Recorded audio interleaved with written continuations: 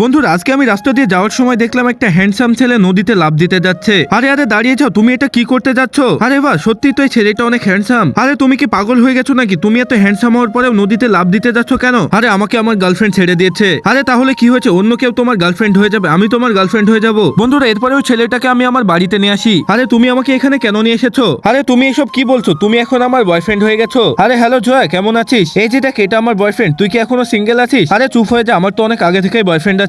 আরে কি হয়েছে? আমার গার্লফ্রেন্ডকে কেন ডিস্টার্ব করছো? এই যে নাও, তুমি আগে জ্যাকেটটা পরে নাও, অনেক ঠান্ডা লাগছে। আরে জয়া, তোমার বয়ফ্রেন্ড তো একদমই সুন্দর না। আরে তুই চুপ হয়ে যা, তোর বয়ফ্রেন্ডের থেকে আমার বয়ফ্রেন্ড বেশি সুন্দর। বন্ধুরা কিছুক্ষণ পরে আমি একটা পার্টিতে যাই। আরে ভিখারি, তুই চলে এসেছিস? আরে জয়া, তুই এখানে কি করতে এসেছিস? এই পার্টি তোর মতো গরিবদের জন্য না। আরে তোমাদের মধ্যে দেখছি অনেক ইগো আছে, তোমরা বারবার আমার গার্লফ্রেন্ডকে ডিস্টার্ব করছো। আরে প্রিয়, আজকে থেকে তোমার বয়ফ্রেন্ডকে আমি জব থেকে বের করে দিলাম। আরে না না, তুমি কে আমার বয়ফ্রেন্ডকে জব থেকে বের করে দিচ্ছ? তোমার বয়ফ্রেন্ড যেই কোম্পানিতে চাকরি করে ওই কোম্পানিটা আমার।